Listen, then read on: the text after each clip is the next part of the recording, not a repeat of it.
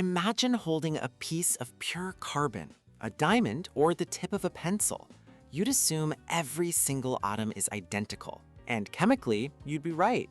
But if you could weigh them one by one, you'd find a surprise. Some are heavier. This is because of isotopes. The word isotope comes from Greek for same place because they all occupy the same spot on the periodic table. Isotopes are atoms of the same element that have a different number of neutrons. The number of protons is what makes an element what it is. Carbon always has 6 protons, but the neutron count can change. Take carbon. Nearly all of it is carbon-12 with 6 protons and 6 neutrons. It's perfectly stable.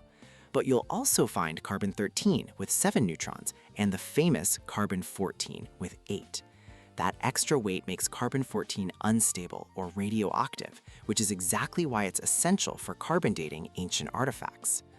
This also solves a common mystery. Why is carbon's atomic mass on the periodic table 12.011, not a whole number?